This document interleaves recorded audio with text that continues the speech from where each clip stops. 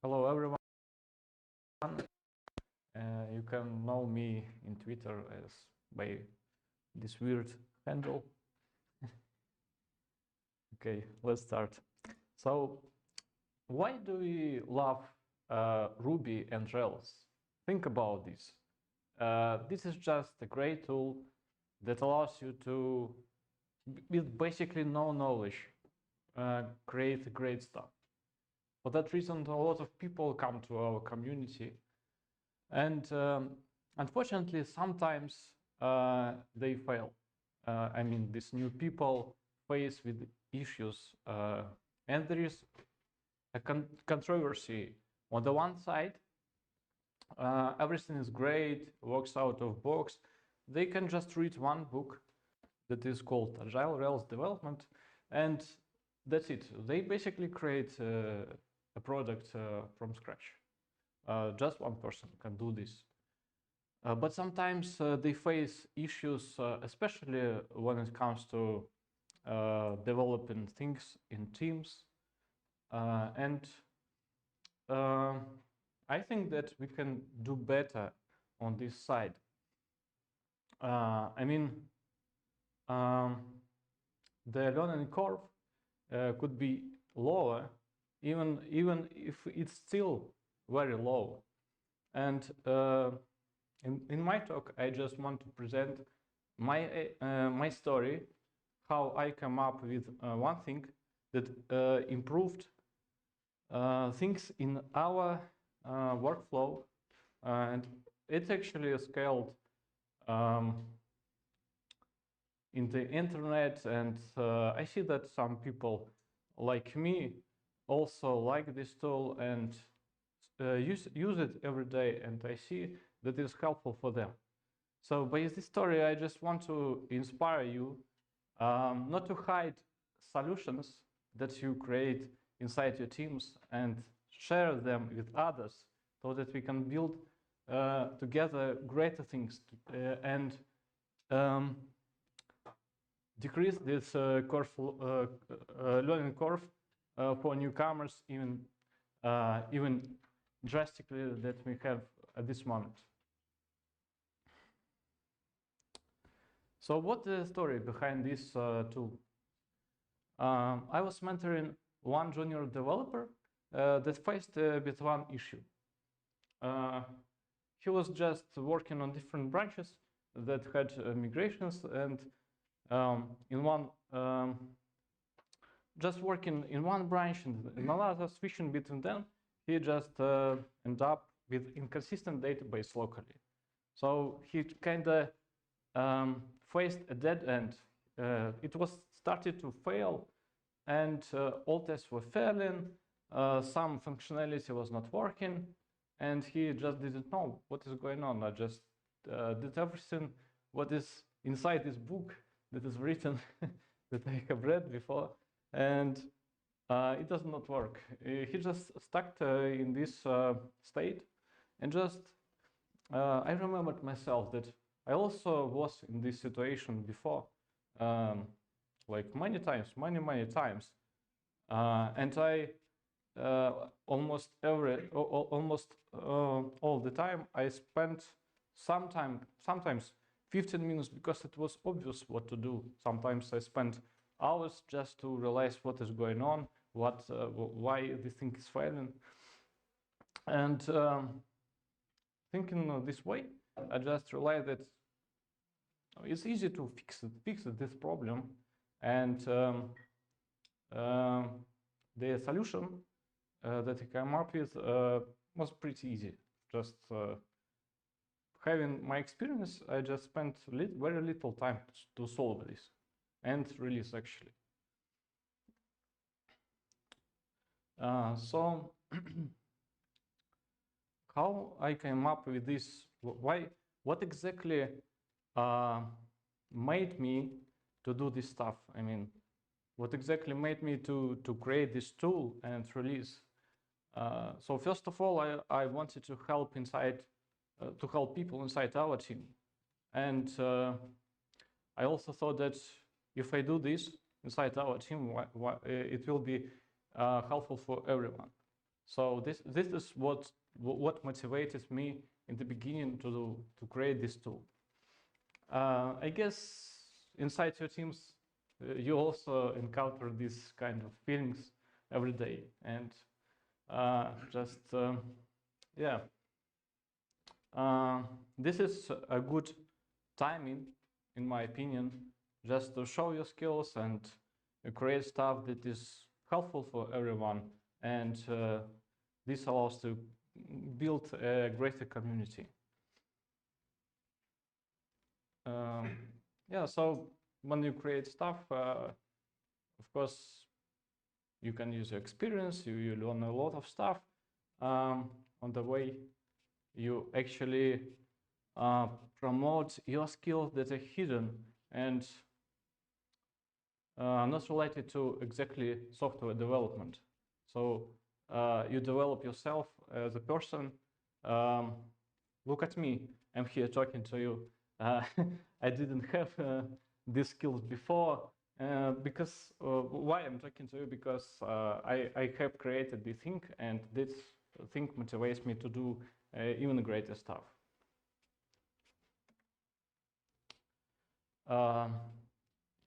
One important thing when you create a gem specifically in Ruby world and release it to publish for everyone is collecting feedback. Because why it's important?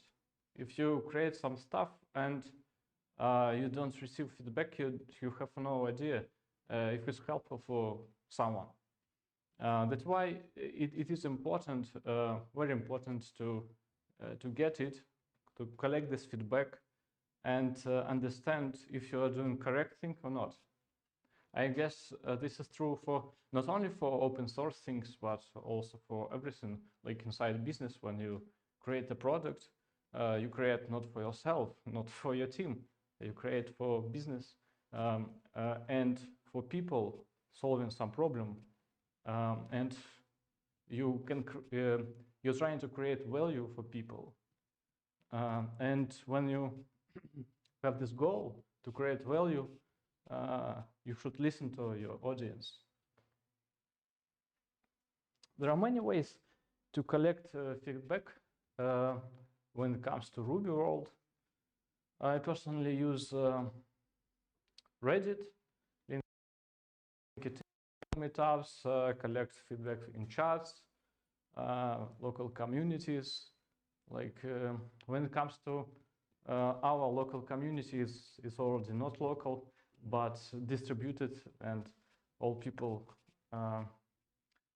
live currently inside from our community, live in different countries, but nevertheless we communicate with each other in one chat in Telegram, and sometimes we have calls and discuss things there. And one paradoxical thing, you might think that, okay, you have friends and you can collect feedback from them. Why not? And I don't know, maybe for some people it works like this, but in my experience, it is very hard actually, because I always receive not positive feedback. First of all, and this demotivates. And also sometimes they're wrong. Why? Because first of all, maybe they don't face this issue or have not faced with it anytime, or maybe they just don't like you, for example. I don't know. Basically, maybe there is another problem, is that your friends maybe may sound much more experienced as you. That's why they consider you as like, okay, you are doing something useless, shit, don't do this. They can say you like this, but in fact, even very simple and easy stuff that you do can help to a lot of people. And my story exactly showed this. Like, I spent my first version of these gems for my first release. I spent just 1 hour or so, released it, and I received feedback very quickly. And it's another paradoxical thing that the most valuable feedback I received from Reddit. Like I was not expected that I will get feedback there, because there are a lot of more channels with a lot of people that are expected to receive feedback. For example, there is Slack channel with thousands of people with Ruby community, but unfortunately there was just one guy who responded. At the same time, I received on Twitter a lot of likes, and many people just replied that this is great stuff. I have already released several versions, and every time when I release something new, I see that people involve even more and more.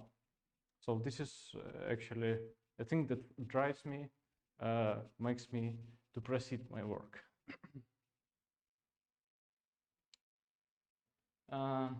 There is another thing to collect feedback, looking into statistics.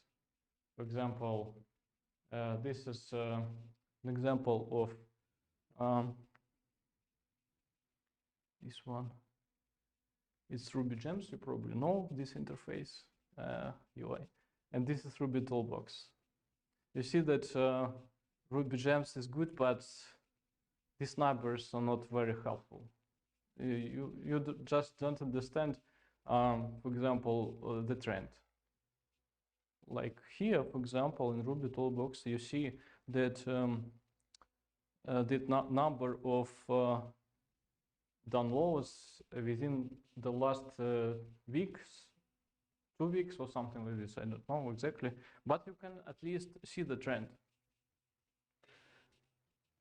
And it is much more helpful. I hope that Ruby Gems will be better. For example, another paradoxical thing is that many times ago, I created another tool that is called migration data gem. And I saw a lot of articles on the internet that is useless. But I see even today people use it. And one interesting thing that the last commit I made to this gem was 4 years ago. Yeah, millions of downloads, and still people use it. It's very simple. The idea behind this gem is just provide a tool that allows you to test migrations. That's it. Test migrations with data. So yeah, I hope that I convinced you to create your gems and share your experience with everyone. And I guess you will get these feelings of helpfulness, and we together can create a better community. And now, just a few words about this gem, what is behind this theme, and maybe you'll be interested in using it, and maybe it will help in your team. So once again, I just repeat the story, what the problem is. When you switch between branches that have migrations, you can create inconsistent state of database compared to the current branch. For example, you are in master, you switch to feature branch, you create a column with a migration inside the database that has not null constraint, and you switch back, migrate this, switch back, and here you go. In master, you have inconsistent database state, and and you have failed tests, some functionality does not work. And you see some exceptions in your logs, something like this. And sometimes you just don't know what to do, how to fix this thing. So I call this kind of migrations that you run inside branch and that are not relevant to the current branch, phantom migration. Here you just see a graphical representation of this kind of migration. So basically what you want to do inside, after switching back to your master branch, you want to be here and you want to just drop this phantom migration. So basically roll back it. If you roll back it, then everything would be great. Like you will get a consistent database state and continue work. But in fact, it's problematic. If you work on different branches that have immigration, you just don't know what the branch is. You just can forget this branch. So you have no idea what exactly to roll back. So this is the solution of this gem. It just tracks all applied migrations in a temp folder, and this is how it knows all migrations that were run in different branches. But also, in the beginning, it was working like this. It was very simple, but then I added functionality that tracks also branch name. So it remembers branch name, and currently the experience is even more greater, and you can understand better where the migration comes from. So this is the current state of this gem. You see it has pretty many stars, despite the fact that I don't promote it a lot, actually. So the installation and configuration is simple. You just install this gem and don't configure anything. You also don't need to do to change anything inside your workflow, because in order to make it work, I mean to roll back automatically migrations, you just use, as usually, regdb migrate. That's it. It will work out of box. Yeah, so these are details that I have just described. There are some pitfalls when you use this gem. Obviously, it can drop some data along the way. So if you inside the official branch created immigration, it also filled in some data into this column or table that was created there. You just have this table or column dropped when you come back and this migration rolls back. Sometimes there can be some cases when it cannot roll back automatically if migrations are not reversible, or you change column type. For example, in this case, yeah, migration cannot roll back easily without your help and understanding what to do. But like in most cases, you don't need to worry about this. And if you just usually create a new column and don't change the type, it will work. Like a charm, actually, and you like it, I guess.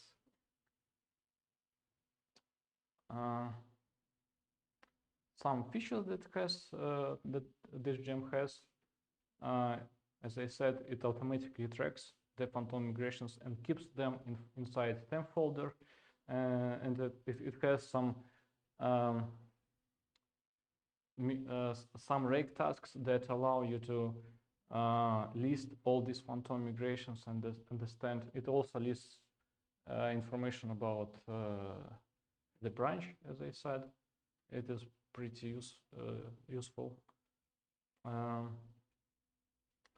Yeah, and some upcoming changes in the releases. First of all, they will be released a rake task that allows you to roll back this phantom migrations manually. So you can just disable automatic working of this gem, and you can just use the rake task yourself. And I'm going to create UI, user interface for migrations, so that you can open a tab inside your browser that lists all these phantom migrations and probably all migrations basically, and you can just click and roll back migrations. I have this idea, yeah, it will work like mindless preview the same way. I have this idea.